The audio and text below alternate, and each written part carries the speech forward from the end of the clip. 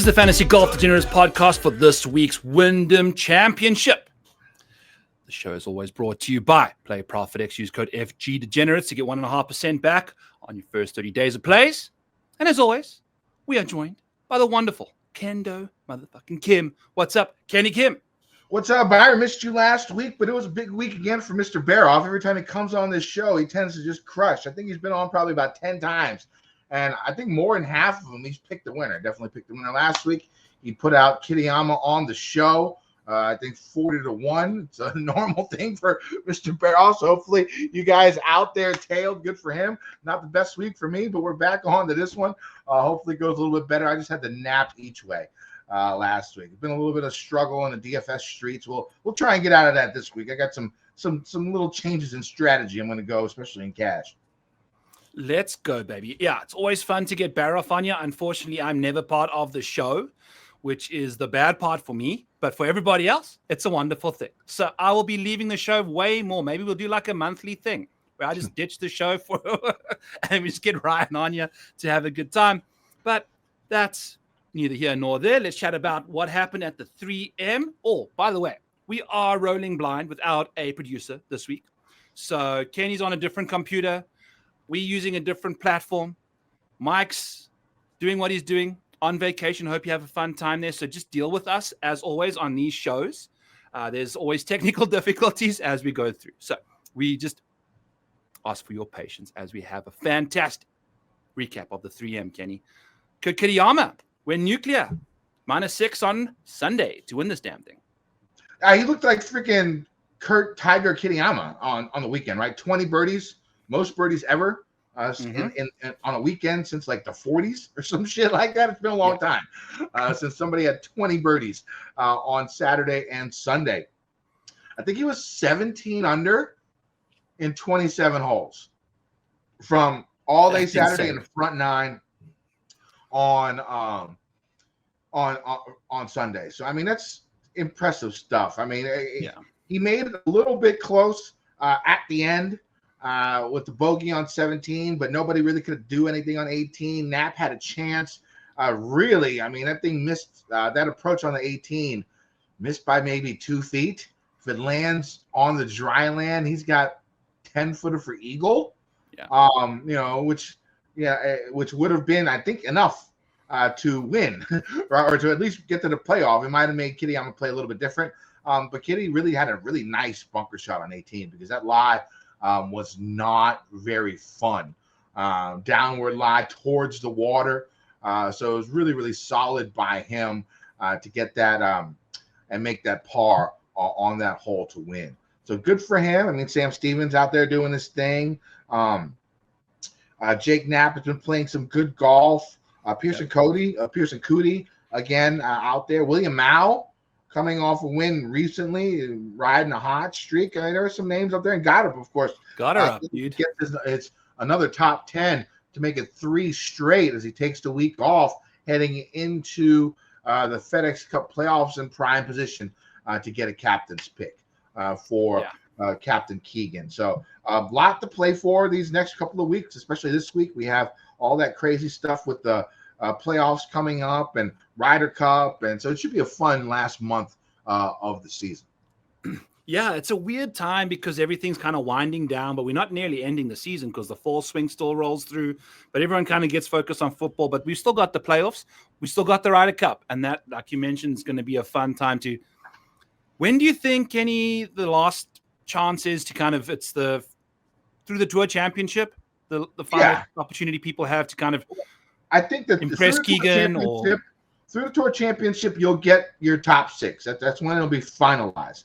I think the actual Ryder Cup selection is what 2 weeks before the tournament or something like that. So it's pretty close too. Yeah. The week of the Pro Tour, maybe, is when they have to decide. I'm not exactly sure when they decide, but it's all going to be decided by the time the Tour Championship rolls around. I don't think guys are going to have any more chances after that. So we got about 4 weeks, and that's why you see so many people playing this week, not just for the Ryder Cup, but also for the playoffs. Yeah, we've got some big names in the field, some guys that are playing here for the first time since since forever, so we're going to see what happens there. But Kenny, I'm rocking the big leather hat. Figured we'd do a quick little recap of where I was last week, what I was getting up to. So I'm glad you made it back. No meth head killing and stuff like that. So that's good. I remember you told me a story last year where you were afraid to leave your hotel because of all the meth heads on the street. Sounds like a great place. I'm looking forward to Iowa tremendously. That was a very unique town. Now, it is methed up. Like there's a lot of meth towns in Iowa. But we found the good ones this time around. So I'm going to actually pull up the screen here just to show you guys what the hell happened. Did you get any numbers for me? Hook me up when I get there. I'm just kidding. Kenny, you're gonna do that when you get there. The only problem the thing about meth is if you do it, you stay up for like 10 days in a row. And I really don't want to do that. It's not fun. Okay. So this RAGBRAI stands for the Register's Annual Great Bike Ride Across Iowa, aka Methland City. So we are rocking and rolling through Orange City here. I'm just going to jump ahead. So basically we did 72 miles day 1, 42 miles on day 2, and we actually landed up going into Minnesota up top here. Kenny, through the first 30 miles of day 2, I'd had 15 beers. So I was averaging a beer per every 2 miles.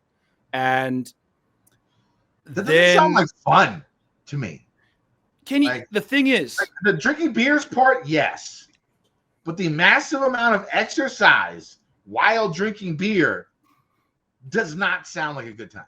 There's like a couple things you can do activity-wise that allows you to drink and do. Golf, bicycling.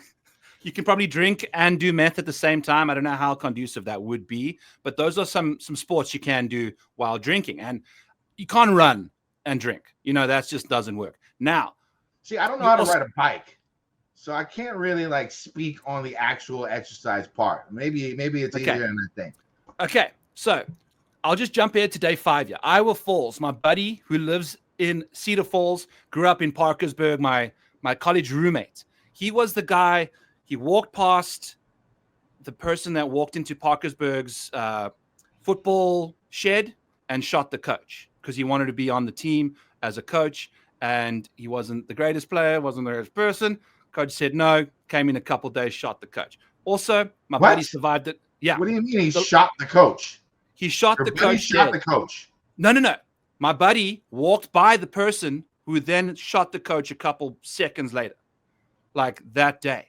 Wow. And yeah, he also survived the last EF5 tornado that came through Iowa in Cedar Falls. So Appleton Parkersburg is the little towns that they live in there. And he did the first leg of RAGBRAI of his career, of his life. So he started here in Iowa Falls. It was a 50-mile day. And he was bitching and moaning very early, Kenny. Like, if you are not bike ready, you struggle.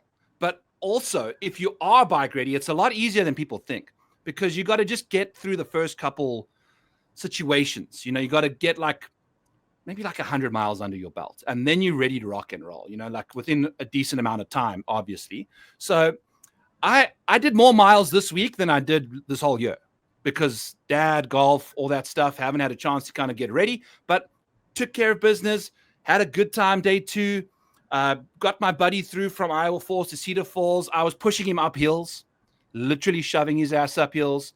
And for the first 4 days, this is a west to east Iowa route. And the wind, Kenny, was blowing into us off the east for the first 3 days.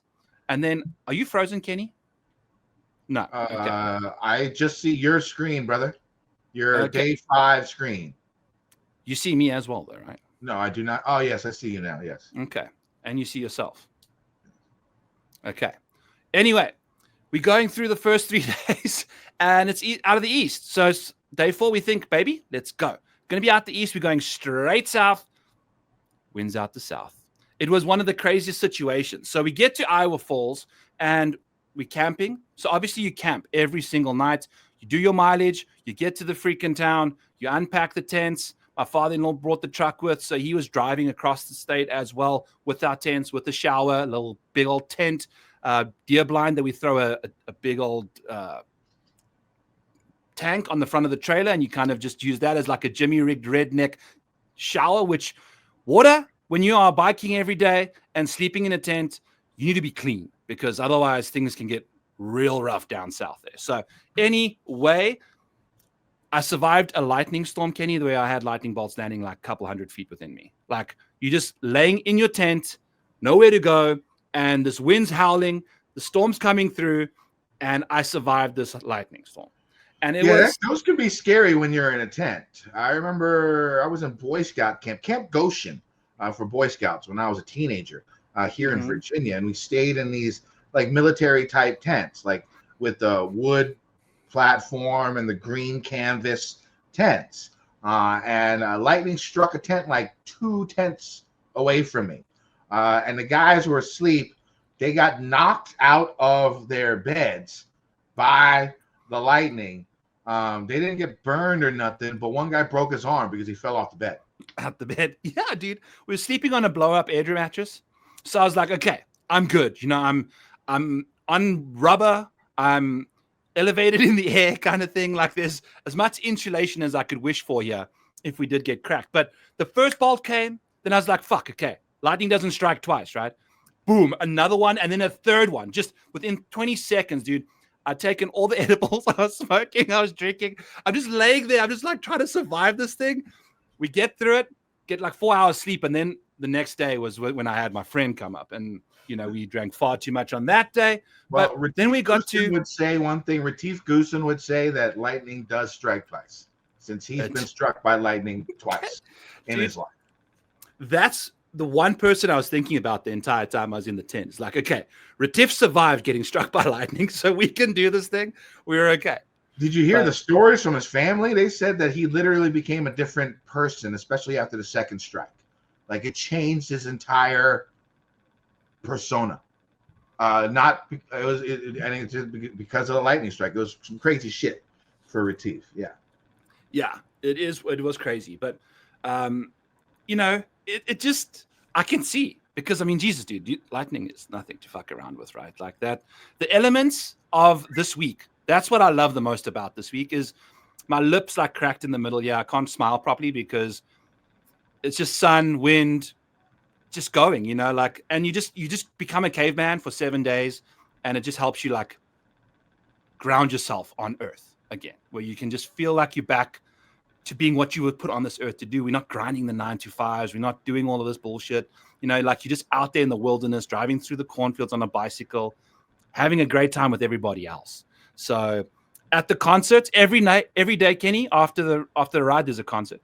So you're just rocking and rolling there. And there was this one city where, their main attraction is the special bridge. It's like called the Viaduct or something. And we like getting into town, and the next thing this guy like comes up to me, he's like, hey, you want to hold my duck? Like a real fucking duck that was in a kiddie's pool in a fenced-in chicken wire. A text with like ducks, and I had no idea what the fuck you were talking about. So this was Olwyn. It was the final night before we came home on Saturday. And we had no idea what the hell was going on here. Turns out this city prides itself on this viaduct bridge that goes through whatever. It was a pretty sick looking bridge, but it's a small, shitty town, but they love these fucking ducks, dude. And there's real ducks. They were like rubber duckies everywhere at the concert.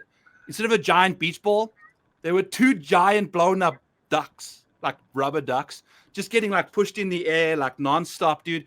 It was the fucking best. So I had a blast. It was, you know, a time that I thought I was going to have a tough time because I wasn't prepared enough, but mentally I've done this more than enough times to know I can get through it. So we got through it. You know, you just gotta go one day at a time. And it was a fun time. So yeah, I would much rather do our golf trip across Iowa in 2 months than this bike. Well, one funny thing, you were talking about the guy who witnessed the shooter at that school, your friend. Oh, yes. Yeah. Who shot the coach. I just pulled up this picture. I don't know if you guys will be able to see this, but this is a picture of the first person that was arrested when the Virginia Tech mass shooting happened in 2004. He's wearing glasses, and if you look, it actually does look like me back then when I was 24 years old. And so I remember I was still living in Roanoke. I was about 20 minutes away from Blacksburg when that mass shooting happened. And rest in peace to all those people. One of the saddest things ever. But I got calls from, like, I graduated, and so I got calls from like a bunch of friends. My dad called me.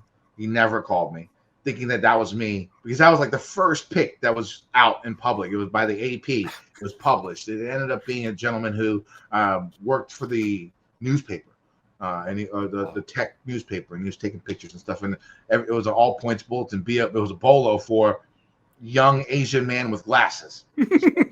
I can't like blame the cops. You know what I'm saying? Like, you know, a guy going out. I can't blame the police for that one. So that was definitely strange few days when I lived down there. Some stereotypes you can't get away from, Kenny. Yeah, well, I mean, like, you know, that's what the bolo is. Asian guy with glasses. I mean, I'm just lucky that I wasn't still on campus. Really. For me this weekend, played some golf, shot in 83. The swing is nice, bro. The swing is nice. You get there, it's nice. Like, I'm hitting these like Ernie Els, smooth, 80% 7-irons. Doesn't even look like I'm swinging. Doesn't even feel like I'm swinging. Hitting them beautiful, like 160, a little bit of a draw. Hit a couple of them. Like, I just feel so good on the course right now, except for my putting. I think I had like 11 greens in regulations. And I didn't make a single bird. And I had like four approaches inside like 10 feet. I had at least 8 approaches inside like 25 feet. Couldn't make any of them. So if I can get this putting down, we can get the single digits here, brother. I'm down to a 13.2 since June 22nd. I was a 17.9. So I've dropped almost 5 strokes. Wow. From my handicap in 6 weeks. And I think it's 8 rounds. My worst score in those 8 rounds is 90. I only have 190. All my other scores are in the 80s. So the next time I go out, I break 90. That's going to take the place of the 90 out. Yeah. And so it's going to go down even more. So like when you look at my handicap on the screen, it highlights all the 8 that count of your last 20, because that's how a handicap works. It's 8 of your last 20 rounds. All of them are the last 8 rounds. Oh, baby. They're being recorded. Ooh. So the game is getting there. One thing my buddy did tell me is I'm playing a lot slower. Because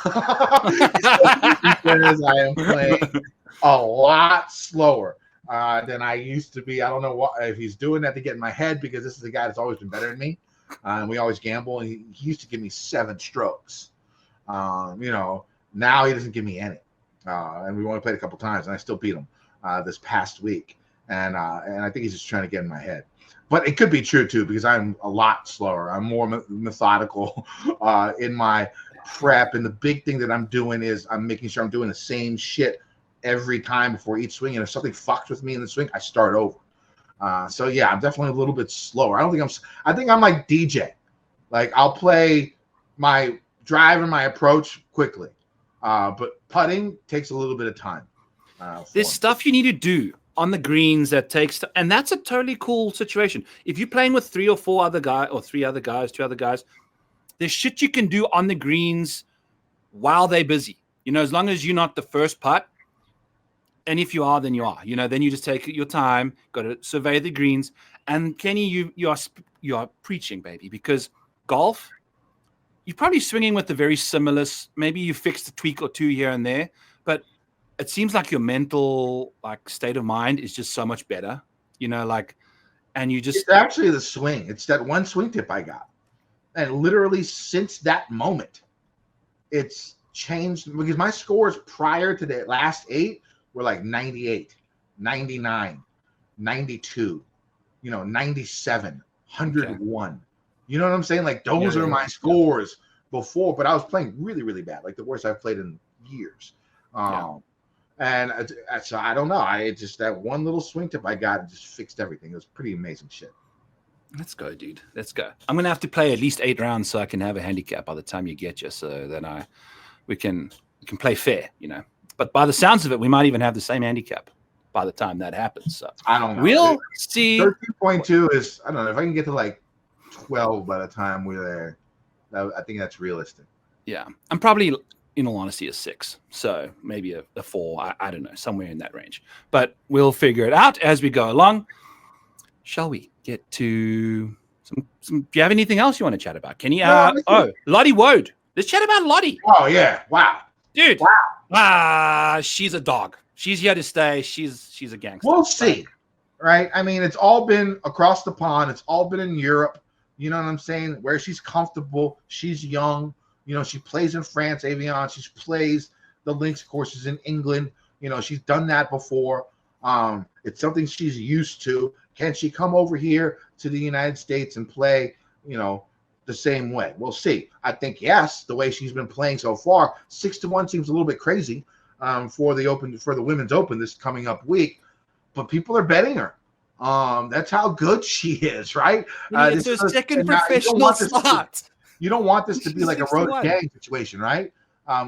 Rose has come. She was that person, probably even higher touted than Lottie Wode. Mm-hmm. And then Rose comes in and, you know, she won an event, but Liberty really hasn't done too much based upon the hype that came. Now, we'll see what she can do, but really impressive stuff by her. I mean, like, you know, they got with whoever she was playing with, they got with an even at 12 yesterday in Scotland. And she goes out and goes birdie next 2 holes right after they get tied. I mean, that's like baller type shit. Savage. That's elite level competitor, you know, guys that win majors type shit. That's what they do, right? When they see the pressure coming, they step their game up. We'll see if it keeps on going. But yeah, definitely super impressive by this woman. I didn't get a chance to chat about Scotty Scheffler, Kenny. What did you have? Did you have a Grand Slam take on Scheffler? I mean, I think he'll win it. I mean, I think he'll get the Grand Slam. I mean, the thing about him, of course, is like I said last week, I sort of wish what he said the week before was mind games. It's, you know, Tiger said something like that. Well, you know, golf is not fulfilling. And you got all these guys going out there grinding their asses off trying to get to his level. And he's like, whatever. I'm good at it. I'll just go out and play. But it's not like the most important thing in the world. Like, I got other shit that I'd rather do.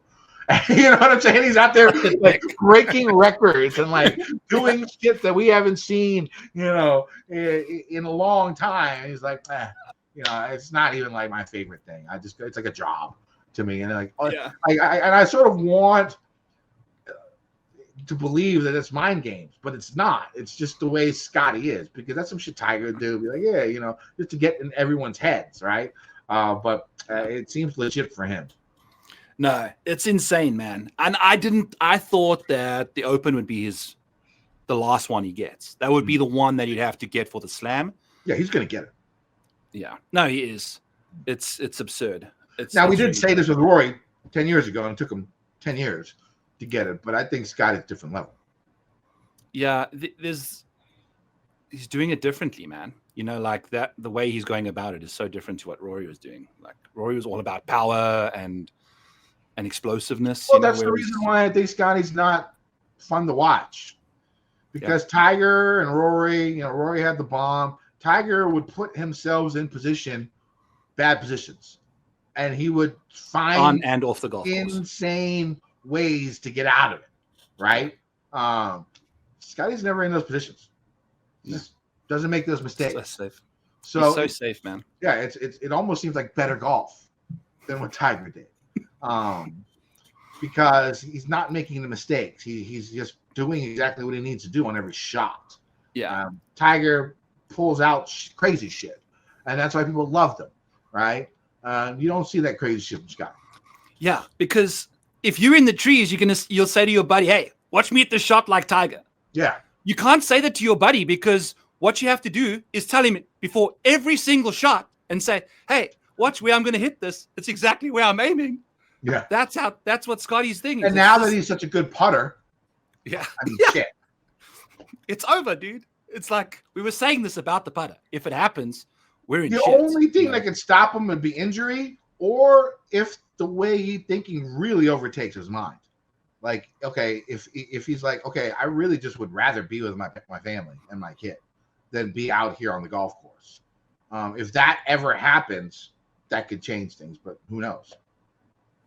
Who knows? And I think it would be easier for that to happen for him, since he already feels that way and golf isn't like number one. Or you could look at it a different way, and because it's not number one, it makes it easier for him to go out and do on a daily basis, right? There's different ways to look at it when it comes to how he's going about his game comparatively to other aspects of his life. You know who needs to reach out to Scotty Scheffler in the biggest way, Kenny, is Akshay Bhatia. Why? He's been having these Sundays, these Fridays at majors where he just shits the bed. Like, he had a good chance at winning this week. Oh, he was in the final pairing. Yeah, shot 75, man, or like well over par. I watched no golf a weekend, but I saw his score and I was like, finished outside the top 20 when he had a chance to win. He looked the best he's had in months in the first 3 rounds. And he didn't do great on Sunday, but he hasn't really seen Sunday contention in a little bit of time. I'd say probably since the winter. It's been that long since you've seen him really in contention. I think it was good for him. I think because he's not like he's never won before. If he's never won before and did what he did, that would be a different story, right? But he's won a couple of times on tour. He knows how to win. Getting to that Sunday, I think it's the last thing that comes when you're on a slump, right? When you're in a little bit of a slump and you're trying to get your game back to where it was, I think the last thing that happens is Sundays when you're in contention, just because it's such a rare moment. You haven't felt that feeling in such a long time. And I'm going to talk about Bhatia a lot this week for a guy who did what he did this past Sunday and has never made a cut here in 4 tries. So he's definitely someone we'll talk about as the show goes on. Beautiful. All right, Kenny. Well, let's get to chatting about him. But before we do that, we got to chat about what we can expect this week from a course preview perspective. All right, so the final event of the PGA season, regular season upon us. Golfers head to North Carolina for the Wyndham Championship. This event is the last chance for a lot of golfers to get into the top 70 and secure their card and FedEx playoff run. Some will play for a bit of motivation narrative for golfers at or near the bubble, like Griot, Nico, Schmid, Knapp, Højgaard, Killer Keith, Kirk, Bezuidenhout, all around that top 70 mark. It used to be top 125, but now it's top 70.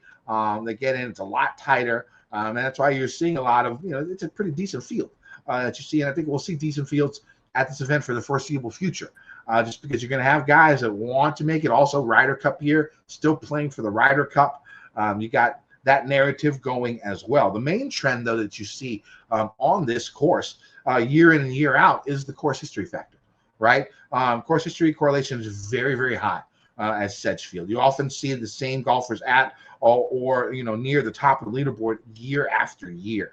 Also, elite iron play from 150 to 175 will be needed. Accuracy off the tee, excellent putting on Bermuda. If you're looking for correlated courses, Harbortown, Sea Island, East Lake, Detroit, River Highlands, and Colonial. They're all the ones, positional, shorter tracks, less than driver off the tee. Those are the ones that come to mind. Sedgefield Country Club is a 7,100 plus yard par 70 course designed by Donald Ross.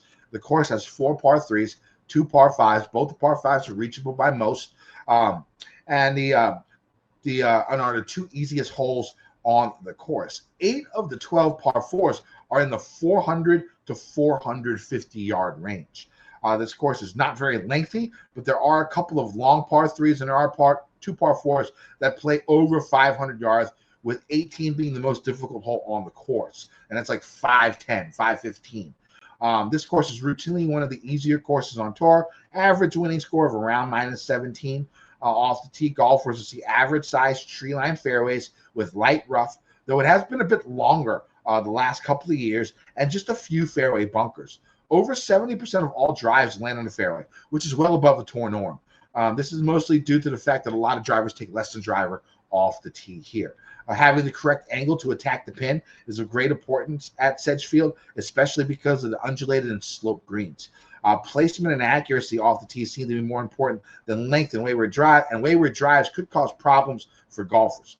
Even though the rough is not too long or thick, but it has gotten thicker. Distance control might be an issue since flyer lies are the norm when it comes to hitting approaches out of the Bermuda grass.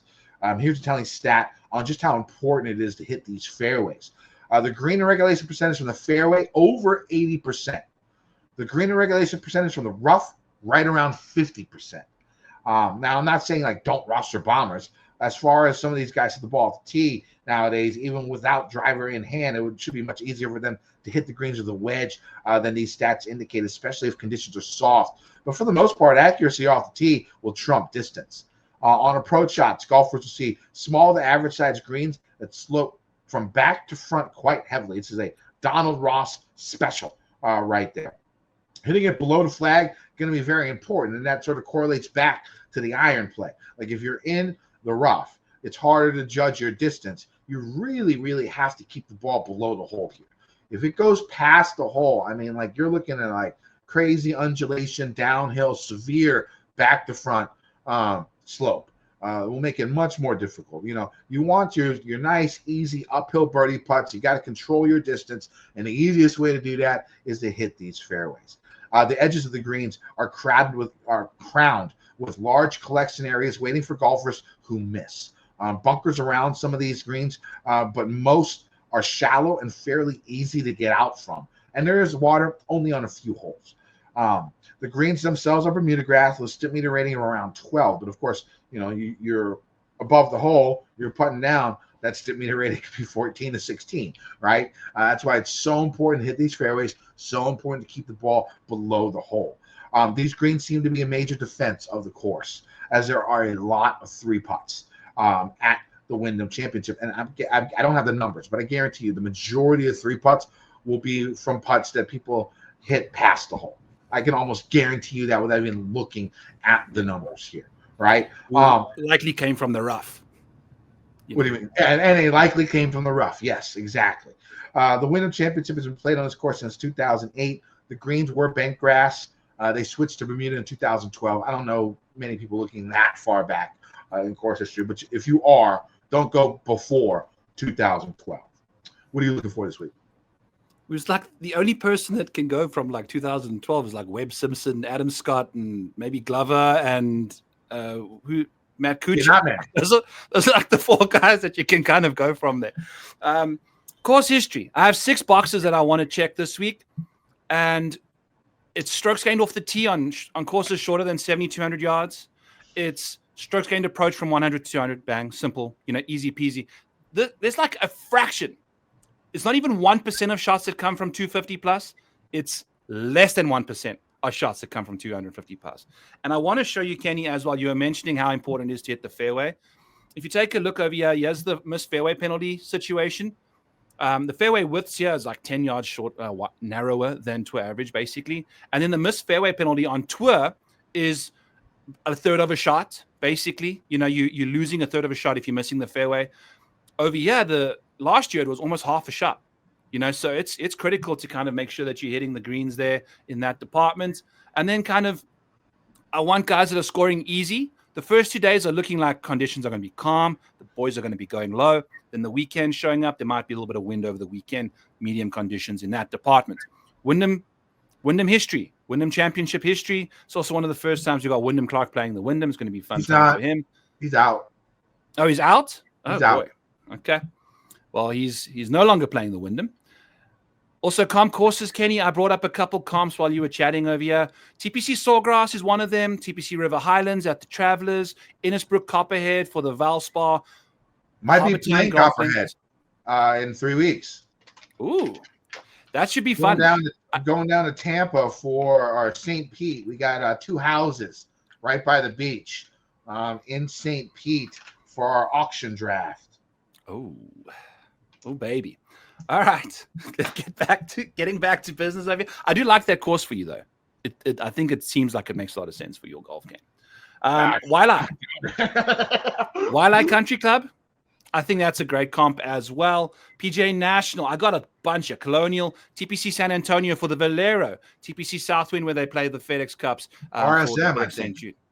You know, so those are all kind of venues that I've enjoyed over there. I've got the guys filtered by strokes gained history here. I also want guys that can putt from 5 to 15 feet on Bermuda grass, because if you are coming from the fairway, you're going to have a 5 to 15 footer for birdie. You got to be sinking those bad boys. Otherwise, you're going to be going backwards.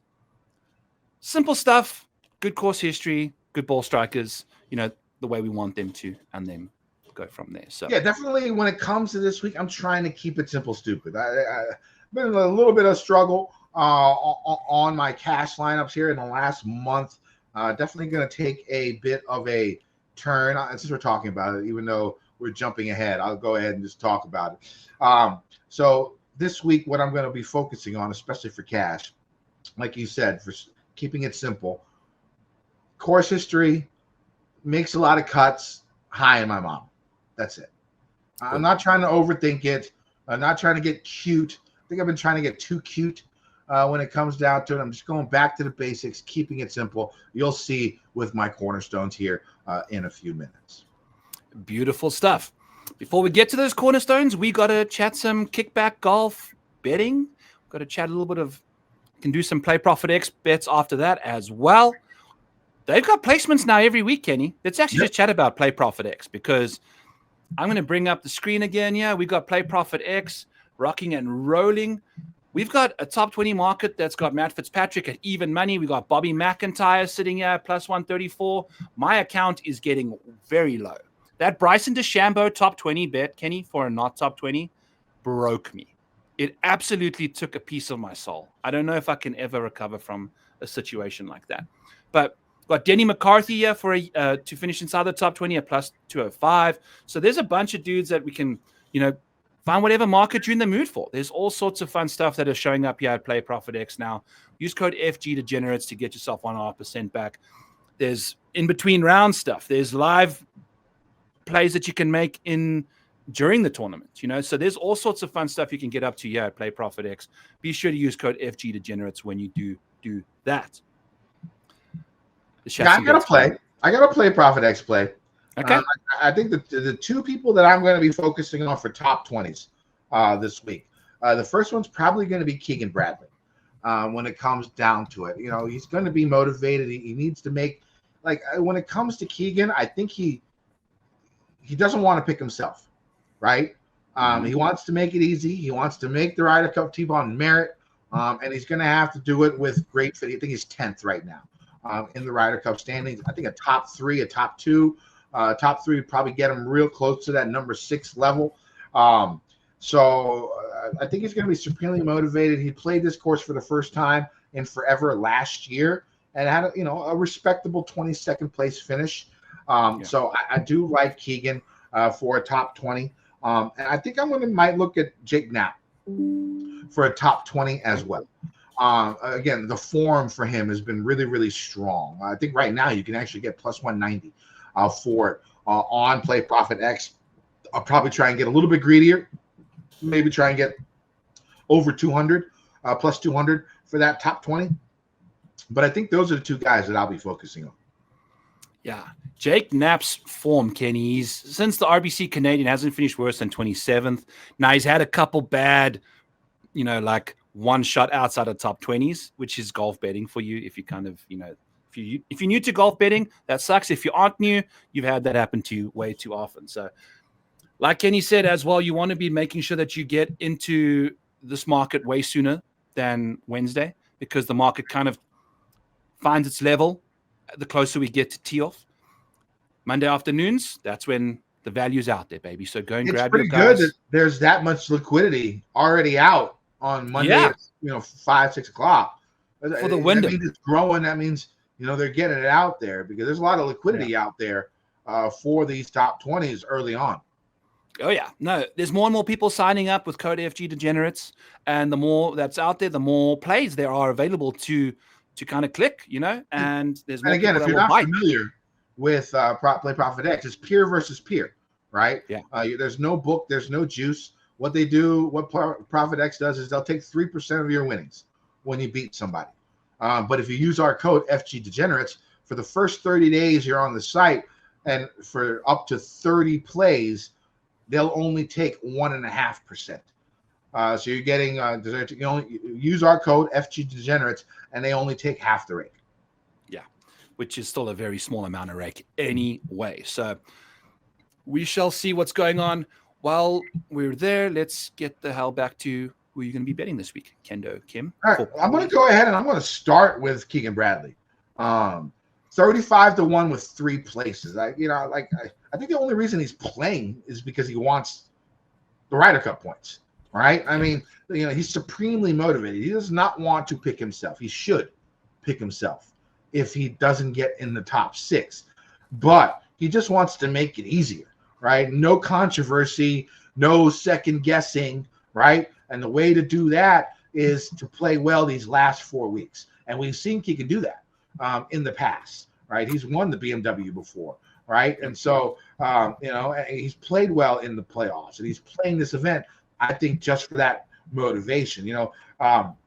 Outside of the U.S. Open, his iron game's been really strong the whole year. Putting has been pretty good too, gaining over 5 strokes tee to green in his last 10 starts, averaging 5 strokes gained tee to green in his last 10 events.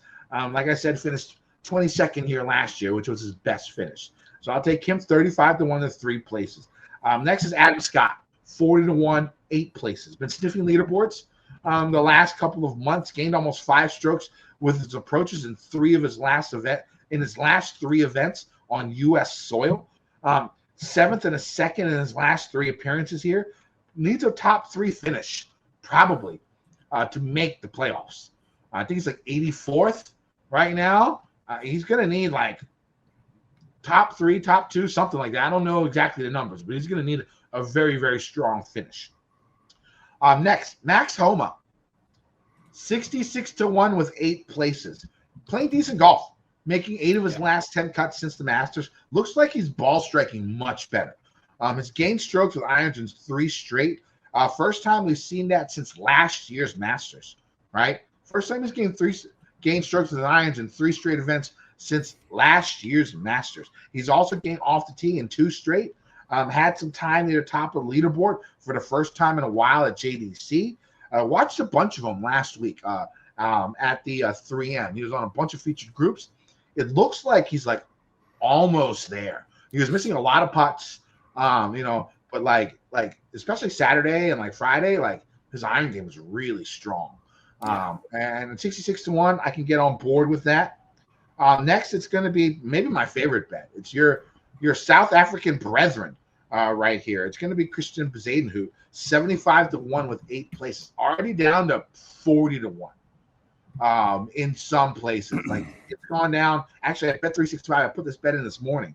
It was my shitter bet. I always make like a couple of bets, like right from the can. Like Monday morning, I'm smoking my cigarette on the shitter, right? And I make like 2 or 3 bets just right there, like guys that I know that I want. He was definitely one of them. 75 to 1, 8 places.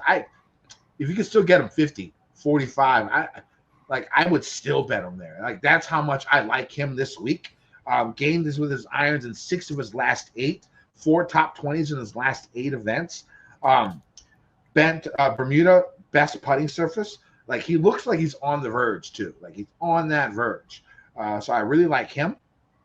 Chris Kirk, 80 to 1, 8 places. His best 3 tee to green weeks this year have come in 3 of his last 5 events played, trending upwards. Irons have been strong, gaining strokes in 12 of his last 14. Made 4 of his last 5 cuts here with a best of 11th. Next one's going to be Nico, 90 to 1, 8 places. This is a PGA tout, John Hasselbauer special.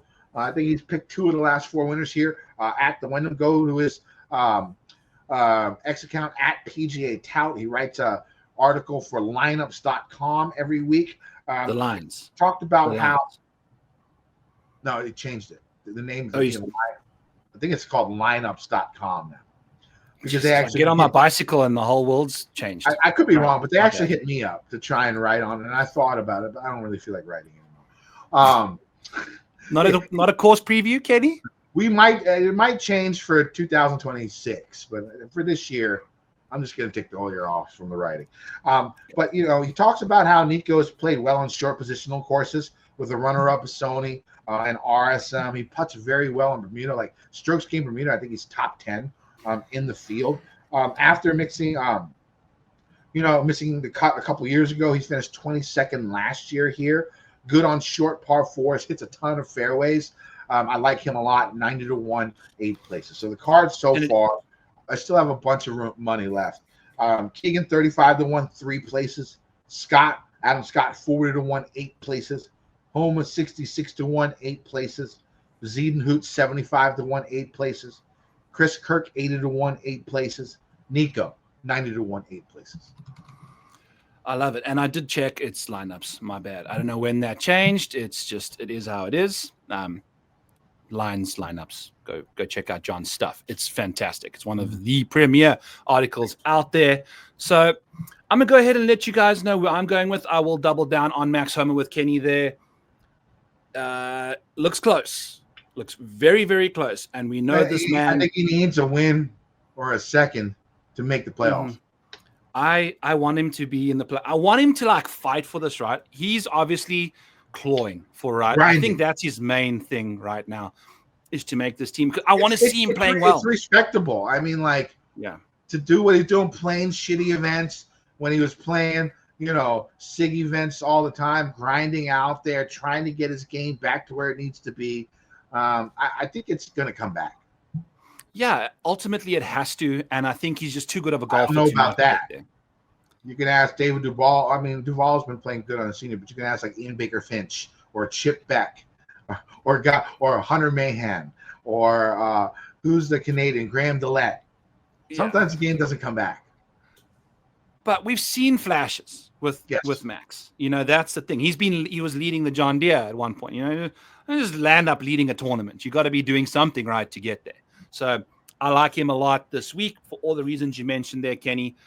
He's a perennial winner. If you get a guy in the mix, you want him to have won tournaments in the past, and Max Homa does just that. So I'm all in on Max Homa, and I'm going to double Max tap. Discount double tap Max Grisseman 50-1. Should have won this thing last year, and he putted his brains out on this course. I like Max on easy scoring conditions. He's phenomenal in that situation over there. And, the course history, we've mentioned that. He basically should have won this thing. I don't know how Aaron Rai managed to walk away with that. He had a monstrous collapse, bad break with the cart path. I think he's due for a win soon, maybe in the fall swing, maybe this week. Then I'm going back to the top of the board here with Ben Griffin. Kenny, too good a course history, 2 top 10s here in the last couple. He's playing some fantastic golf. He's got a little cold the last little while. And by little cold, I mean just finishing outside the top 10s and things like that. So he's been super, super consistent. He's missed the last 2 cuts. Yeah, whatever. I'm looking at it from a those are holistic on what? perspective. Those have been on links across the pond, both of them, right? Yeah, he missed the cut at the Open and the John Deere Classic. He lost a million strokes putting. I think on the final hole, I watched him putt, and the ball was in a hole, and he topped his putt. So it just was one of those weeks. He just it is what it is. The Open, I'm not too worried about either. That's a super volatile event. I think he's got it going here. And, the course history is sensational. We've got a 4th and a 7th. So I'm totally cool with Ben Griffin at 28-1 in a field like this. He is the cream of the crop, in my opinion, ahead of Matthew Fitzpatrick in this field. Then I have another couple guys for you guys. Lucas Glover, I think, obviously has won this thing. He won it 2 years ago. He's a great course fit, although he hasn't done great here outside of the W, which is super weird, but he comps out really well. All the harbor towns, all of the wild eyes, that's the kind of stuff that I'm looking for. Lucas Glover, sensational with the irons from 100 to 200, keeps his ball in the fairway. He's one of the most accurate guys. When you're faltering on strokes gained off the tee, 70, 200 and less, Lucas always pops up there. That's his jam. Just get me in the middle of the fairway and give me a mid-iron in my hands, and then we're rocking and rolling. The putter, we shall see if that shows up or not. He has had success with the putter on these greens. And then Tom Kim. I'm going to go back with Tom Kim at 70-1. Checks a ton of boxes for me, Kenny. He's sensational when it comes to keeping the ball in the fairway. He's absolutely won this tournament here in the past, so we know he can do that again. He's won 3 times on the PGA Tour, just changed his caddy. Let's see what Tom Kim can do.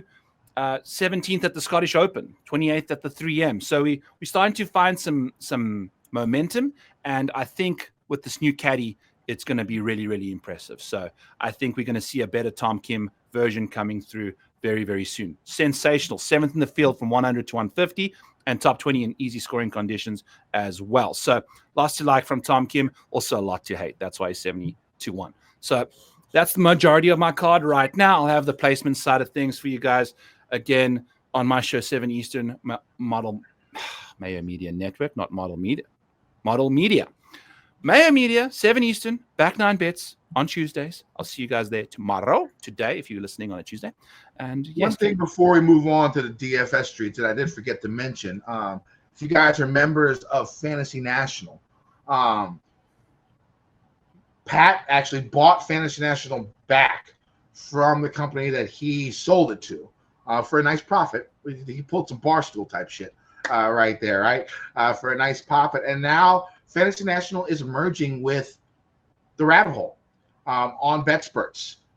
So in my opinion, I think that Rabbit Hole, the BetSperts.com is the best, sort of that type of model type deal that you can get that's out right now. And Fantasy National is merging with it. So from what Pat told me, if you have a Fantasy National membership, you will soon be getting a BetSpert Rabbit Hole membership as well. So I don't know when it's going to happen.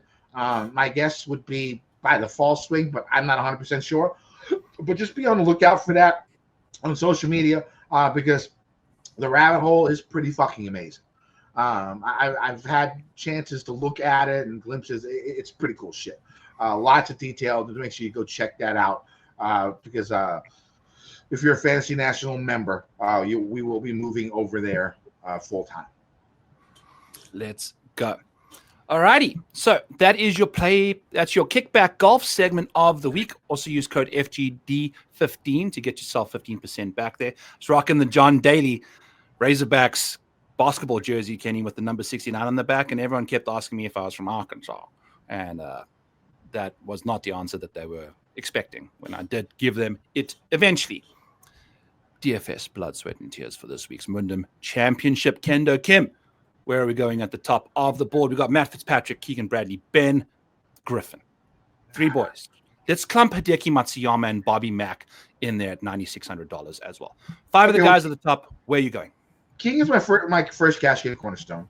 I mean, we talked about him a little bit, but when it comes down to it, like I said, my CGCs this week are going to make a lot of cuts, come high in my model, have good course history. Bradley, almost all of his cuts this year. I think he's missed 1. Ranks 8th. 95% rate. Yep, ranks 8th in my model. Made his last 3 cuts here with his best finish coming last year.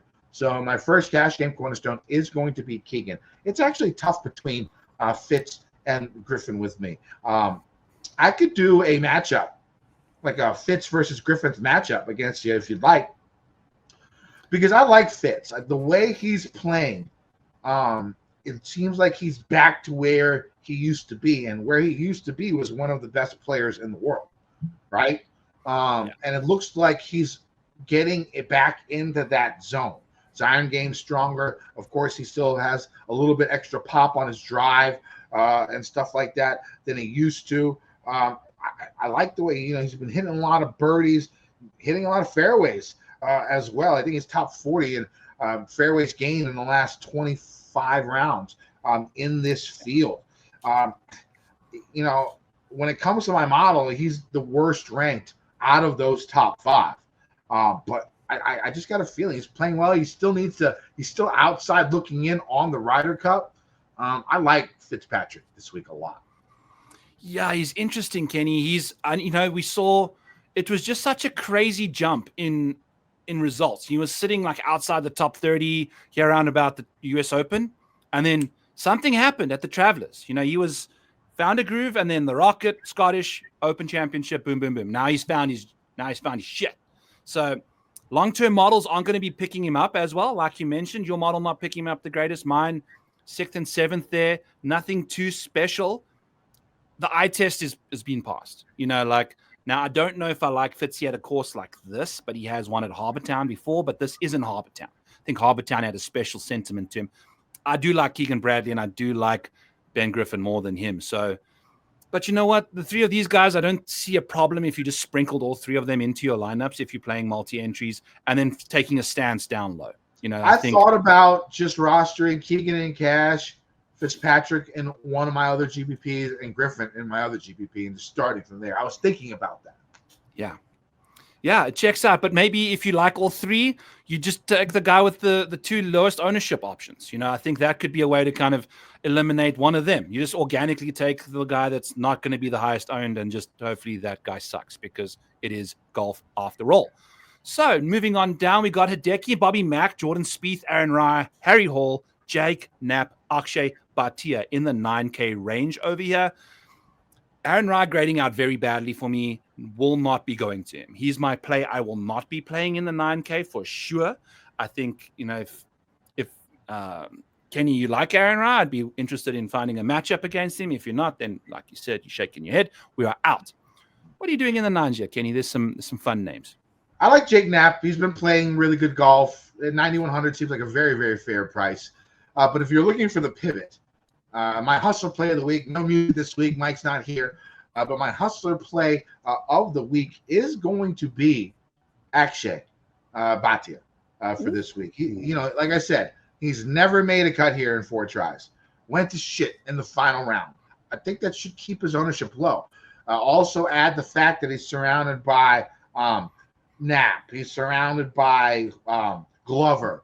Like, those two are going to be really popular guys, I think, this week. So I think Bhatia is going to be sort of elbowed out when it comes to ownership. I think he could be under 12% owned. He could be single-digit owned, right? On a course where course history is so important, right? But I just think his game fits this course so well, especially the way he's looking now. He's 3rd in my model, right? I mean, his iron game has been really strong. 2nd in the field in the last 24 rounds. 4 in strokes gained approach. 4th in the field in the last 24 rounds, from 150 to 175. Top 10 in the last 24 rounds in par 4 efficiency, from 400 to 450, where 8 of the 12 par 4s are in this week. So I'm going to go back to him as a GPP play and hope that, the way he's playing now overtakes the problems he has had on this course. Because if he did well last week, or even if he didn't shit the bed as badly as he did last Sunday, and he made any cut here, I think his ownership would be a lot higher, right? But 4 missed cuts is going to turn a lot of people off. But I think this might be where you can get him at a lower ownership. And again, a guy who's been sort of trending upwards in the last month after going through a slump. I like Bhatia. He's going to be my hustler play of the week. I love it, Kenny. Course history grades out 115th. Course history, 23rd. Like you mentioned, it makes no sense that he hasn't played well yet. He should. It's a course that suits what he's good at. He's more of a sniper than a bomber, and maybe the short game kind of is his bugaboo in the Bermuda rough around the greens here. But like you mentioned, I think this is the perfect way to look at it. You can see how much red is like in this area of the course history, and then the green for recent form. So not the greatest course history for most of this 9K range, if we're being honest here. Aaron Rai as well, that win came pretty much out of nowhere, given the fact that he hadn't finished better than 70th. So crazy stuff there. I do like Bobby Mack in this range as well. You might get a bit of that discount given the poor form at this course, but man, he's just been so goddamn solid. And I know he's your least favorite. I don't like him either, Kenny, but he's been doing some good work. And then I think that's going to be it for me in this range. I don't know if I can do anyone else. Jordan Spieth doesn't seem to have the upside that we're looking for. Hasn't played great at this golf course either. So I think if you're sprinkling in those 3 guys in the 10K range with a bit of Bobby Mack, then you can kind of go into the 8s over here where you got Lucas Glover, the winner from last week, Kurt Kudiyama, Siwoo Kim, great course history here prior to the miscut last year. Adam Scott, like you mentioned, 7th and 2nd as 2 finishes in the past year. Kenny, what's happening in the 8s? Yeah, my second cash game cornerstone is going to be Lucas Glover. Again, made 9 of his last 10 non-major cuts, 11th in my model, solid course history, former winner here. Simple, easy. Glover, second cash game cornerstone, third cash game cornerstone. Adam Scott made every non-major cut this year except Sawgrass, 25th in my model, 2nd and 7th here, last 2 of the last 3 years. Again, simple, right? Those guys. So I'm going to go with those guys for cash. Other guys I do like in the 8K range. I like Ricky Fowler. I'm going with a lot of these guys that have been struggling.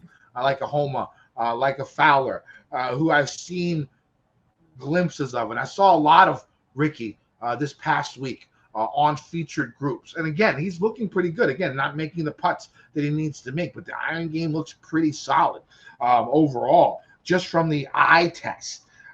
He's made a lot of birdies, here recently. His putting's been, sort of not great. Hold on. His putting's actually been, keeping him afloat. But, I mean, he's had good iron weeks and stuff here. And I like Fowler here at this price at 8,500, and I think it's going to be low ownership. Who do you like? I'll be going back to Max Griesemann. I've bet him already. I like him at $8,200. I like his upside. Love the course history, the short game. It's all boom or bust in that department. Luke Clanton as well. I know you mentioned that his game's been struggling a little bit, but he tends to get it together. And if you're taking a look at his approach play, he's pretty dialed in from 150 to 200. Like, he's 6th in the field in that department. So it's one of those buckets that are very important, and he's pretty darn good in that. And he finished 5th last year. I like him as a low-owned. Not many people are going to jump on him. He hasn't been playing that great. Thorbjornsen then sort of took the mantle as the new hot guy coming out there, a young guy, and he shit the bed last week and killed a lot of lineups. So many. He killed a lot of lineups, including mine, a bunch of mine. But Clanton sort of been overlooked, and I can get behind that. Yeah, I like him a lot. And Denny McCarthy as well. I think he's a super safe option at $8,100. I don't know if you're looking for a 5th cash game option there for Kenny's 4. I think 81's a fair number to kind of go to. And just, he's giving you consistency at $8,100. You're not looking for, he hasn't really been giving you that upside, but he's been pretty solid. So I don't mind Denny. And then Glover. I've spoken about him, betting him. We're rocking and rolling with him again this week at $8,900. We'll kind of monitor the ownership there and see what happens. I don't know. Ricky Fowler, also 2 miscuts here as well. I think that's going to be interesting to see how that gets dealt with in the ownership streets for the DFS world. 7K range, Kenny. Who's your guy? I mean, what about this Pearson Cootie dude? He's doing some amazing shit over on the Corn Ferry. He got into this tournament by finishing, 3rd or 5th or whatever this past week. The guy's got a lot of game. He's going to be on tour next year, right? He's going to get his card. So I like the way he's been playing. I mean, just if you look at his course history in the Corn Ferry, the guy's just top 10 after top 10 after top 10 after top 10. Just doing his thing. He hasn't been the greatest when he's come to the PGA Tour, but he fixed that last week over at the 3M. I mean, the guy's got supreme confidence. I do like Cootie down here. My final cash game cornerstone is going to be Bezuidenhout at $7,200. Again, we talked about him in the betting segment. He's made 9 of his last 11 cuts, 18th in my model, 4 for 4 in made cuts here. So my cash game cornerstones for this week, it's going to be Keegan Bradley at $10,300, Lucas Glover at $8,900, Adam Scott at $8,600, and Seabass Bezuidenhout at $7,200. Other guys I do like in this 7K range. I like Chris Kirk. We talked about him during the betting segment. Again, iron play has been strong. He's been really good on short par 4s, really good on par 4s just in general. I'm a fan of Chris Kirk this week at $7,200. I like Homa, like I talked about. Bud Colley at 7,500. 21st in our model, top 25 in approach play, top 15 in proximity from 150 to 175, top 30 in fairways gained. I do like Bud Cauley. He's thinking about maybe adding him as a bet as well. When I try and fill out the rest of my card, I make sure you go to @Kendo VT to see my final card on Wednesdays. But I like Cauley. I'll go back to Griot.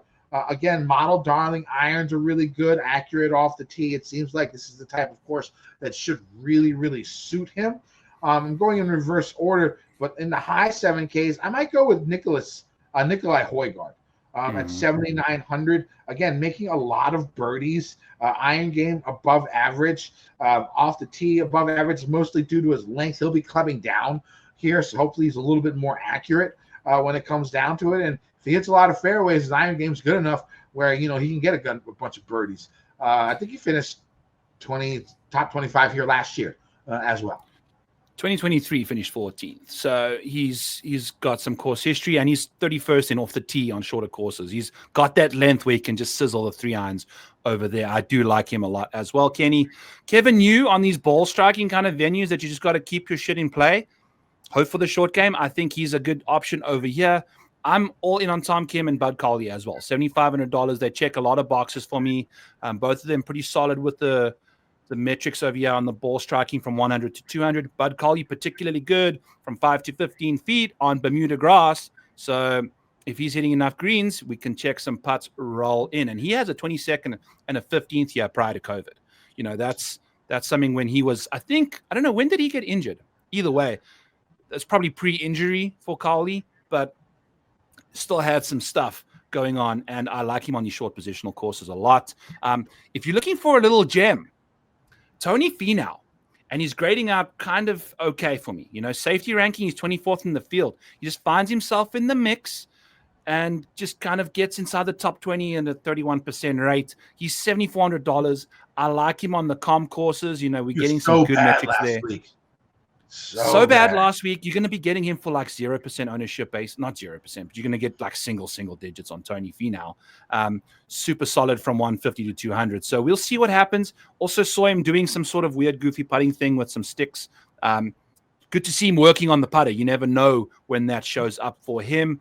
I think he's someone that I'm absolutely in the mood for. And then the little gems at the bottom here. Austin Eckroat, someone that's checking a lot of boxes for Ma in $7,100 range. Gary Woodland, surprisingly solid from 150 to 200 in that range over there. Does some good stuff on the easy scoring conditions and puts some solid stuff from 5 to 15 feet on these Bermuda greens.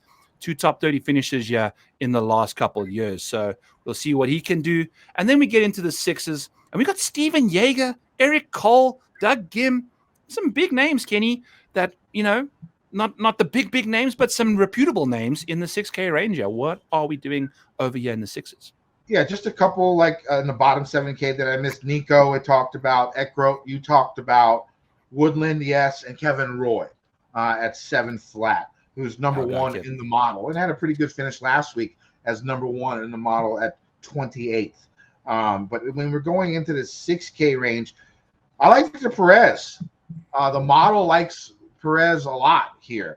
Again, 12th in strokes gained approach in the last 24 rounds, 15th in putting, 5th in par 4 efficiency from 400 to 450 yards. Strokes gained par 4s, he's 4th in the field in the last 24 rounds. I like Victor Perez a lot. That might actually be another bet. I did add Bud Cauley 55 to 1 with 8 places just now, and I think I might add Victor Perez. I don't know what his number is, but those might fill out the rest of my lineup, my betting card. We shall see. Lee Hodges, again, iron game, tee to green, exceptionally strong, really good from 150 to 175. Lee Hodges. Matty Schmidt right on that bubble. I think he's ranked number 70 right now. Has, again, 10th in proximity from 150 to 175 in the last 24 rounds. A really strong finish last week. And then if you go a little bit lower, I mean, like Valimaki and Norlander are 2 guys that I'll look at because of how good they are from 150 to 175 proximity. Valimaki's 5th and Norlander's 6th. Yeah, I think, Norlander is a perfect fit for this golf course when you think about it. Can he make any putts? He's missed the last 2 cuts. I think we're going to get some ownership love over there as well. Matteo Manacero seems like he's a perfect fit for this golf course as well. And Thomas Rosenmuller at $6,500 as well, playing some solid stuff the last couple. No, I'm lying to you. That's Matteo. Thomas, yeah, playing some solid work with the 25th and a 14th in his last 2, one of them being a alternate event. I was also taking a peek. I think Brian Campbell makes a ton of sense at these kind of golf courses as well, if you're in the mood to go back to him. Cam Davis as well on the easy courses. I think if we've seen conditions Cam's flying. also, I think, 67th.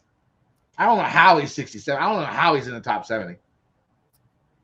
He's had a couple high finishes randomly, That's signature events. I think he's had like 2 top finishes that are both in signature events.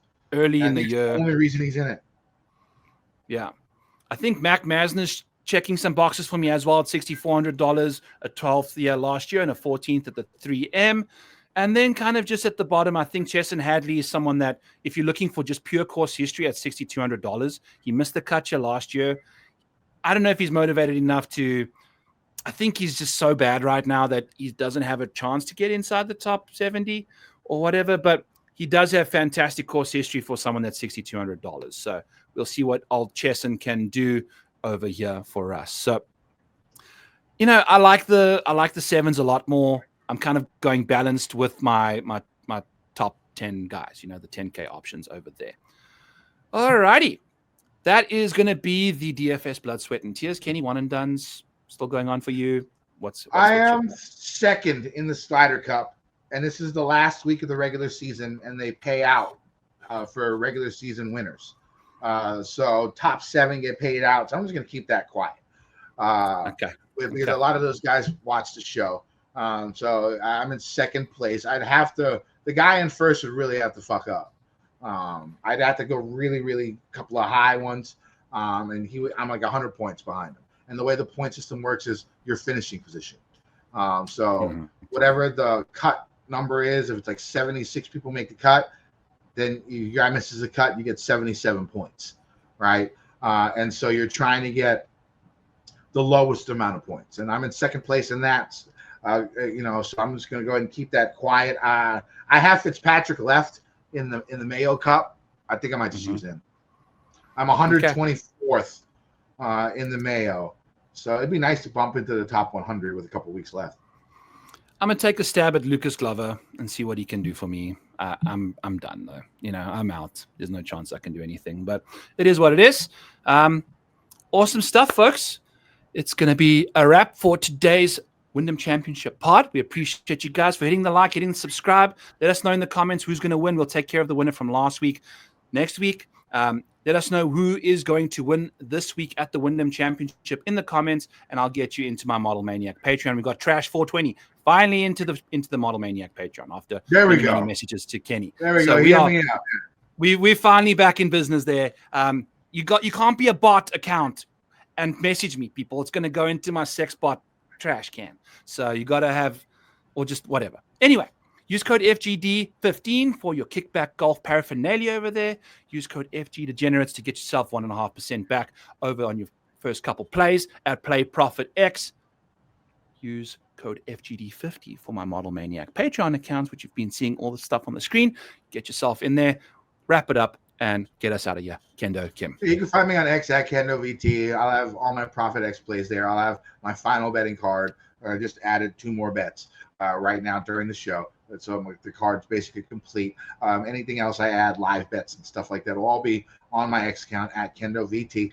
Final event of the regular season. A lot of golfers with a lot to play for. It should be a fun watch. Let's win some motherfucking money. DGen Nation.